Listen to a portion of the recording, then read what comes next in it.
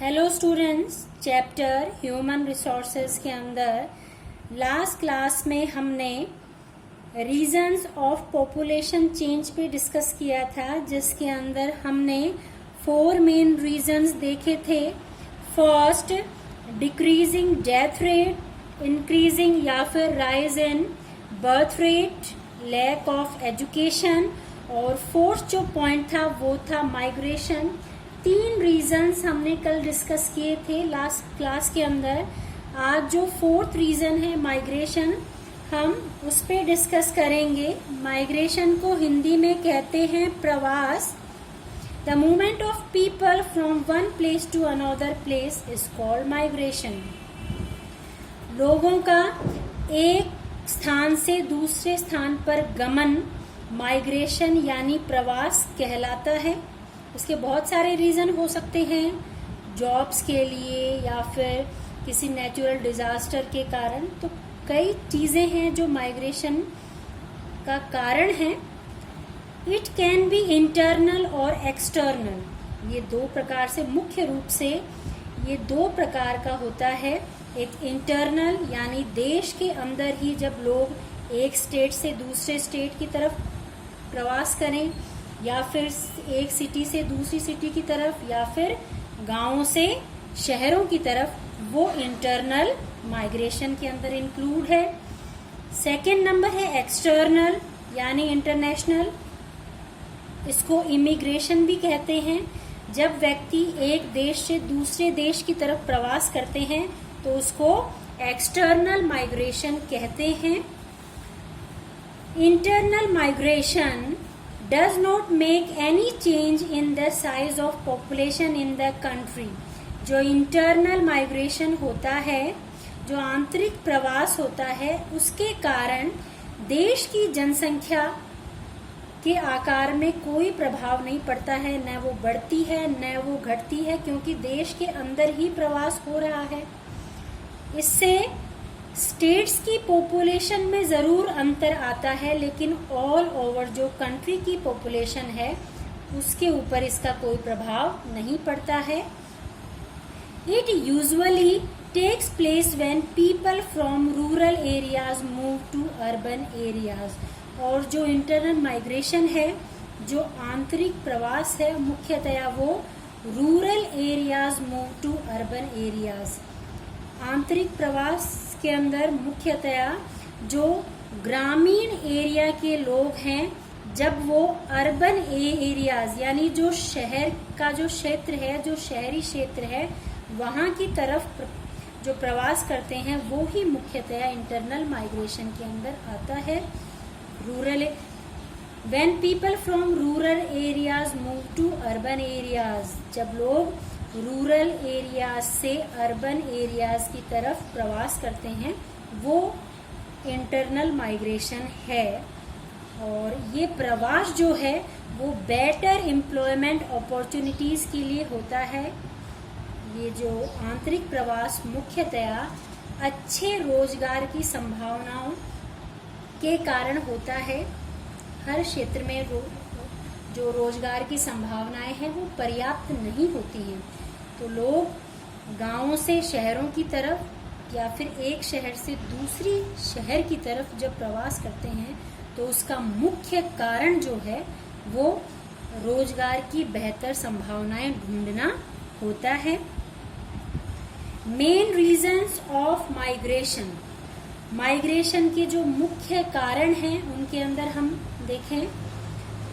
For better employment opportunities, रोजगार के बेहतर अवसर। गांव के अंदर जो रोजगार की संभावनाएं हैं वो काफ़ी कम होती हैं, क्योंकि जितनी भी बड़ी इंडस्ट्रीज हैं वो शहरों में सेंट्रलाइज होती हैं। तो गांव के लोग अपने रोजगार के लिए शहरों की तरफ प्रवास करते हैं। इसके अलावा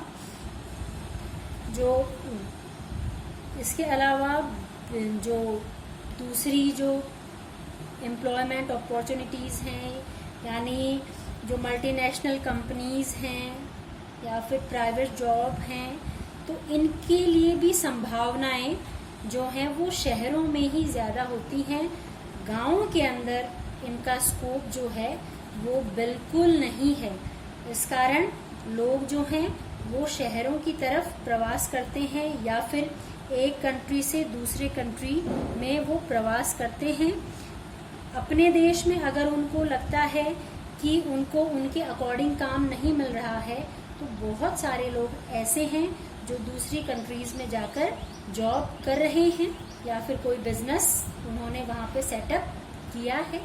तो पहला जो मुख्य कारण है माइग्रेशन का वो बेटर एम्प्लॉयमेंट अपॉर्चुनिटीज है। Number second, lack of opportunities for business job. कई बार क्या होता है गाँव के अंदर या फिर किसी पर्टिकुलर सिटी के अंदर किसी पर्टिकुलर बिजनेस के लिए या फिर किसी जॉब के लिए संभावनाएं नहीं होती हैं, तो लोगों को लगता है कि शायद हम उस सिटी में जाएं तो वहां पर मैं अपना बिजनेस या फिर अपनी जॉब जो है वो प्राप्त कर सकता हूं या फिर अपना बिजनेस बहुत अच्छे तरीके से सेटअप कर सकता हूं, क्योंकि यहाँ पर वो संभावनाएं नहीं हैं। तो इस कारण भी माइग्रेशन होता है। क्योंकि विलेजेस की हम बात करें तो विलेजेस में प्राइवेट जॉब जो हैं उनकी संभावनाएं न के बराबर हैं या फिर हैं ही नहीं। Number third, better education. जो इंस्टीट्यूशंस हैं एजुकेशनल मुख्यतया वो सिटीज के अंदर सेंट्रलाइज्ड हैं, तो लोग अपने बच्चों को बेहतर एजुकेशन के लिए, अच्छी एजुकेशन, हायर एजुकेशन के लिए शहरों में भेजते हैं। वो भी एक प्रवास है। या फिर अपने बच्चों के लिए खुद जो फैमिली है वो भी शहरों की तरफ प्रवास करती है अपने बच्चों को अच्छी एजुकेशन दिलवाने के लिए, उनके बेटर फ्यूचर के लिए। नंबर फोर्थ, क्रॉप फेलियर, यानी फसल जो है वो नष्ट होना। कई बार क्या होता है बारिश न होने के कारण गाँव के अंदर जो है वो फसलें नष्ट हो जाती हैं, तो अपने जीवन यापन के लिए लोगों को मजदूरी के लिए शहरों की तरफ प्रवास करना पड़ता है। तो क्रॉप फेलियर भी एक रीजन है माइग्रेशन का। Number fifth, natural disaster. जो प्राकृतिक आपदाएं हैं जैसे बाढ़ है, सूखा है, ये भी माइग्रेशन को प्रमोट करते हैं। कई बार बाढ़ आने के कारण या फिर सूखा पड़ने के कारण भुखमरी की स्थिति जो है वो पैदा हो जाती है, तो लोग अपने जीवन यापन के लिए, रोजगार के लिए उस क्षेत्र को छोड़कर दूसरे क्षेत्रों की तरफ पलायन करते हैं। Number 6, construction of dams. कई बार जो डैम्स का निर्माण होता है तो वहाँ रहने वाले जो लोग हैं उनको अपने स्थान को छोड़कर दूसरे स्थानों की तरफ प्रस्थान करना पड़ता है।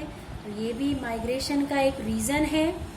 4, बेटर लिविंग स्टैंडर्ड। नंबर 7 का जो पॉइंट है वो है अच्छे लिविंग स्टैंडर्ड के लिए आजकल लोग जो हैं वो शहरी जीवन की तरफ आकर्षित हो रहे हैं, और ये भी एक बहुत बड़ा रीजन है माइग्रेशन का।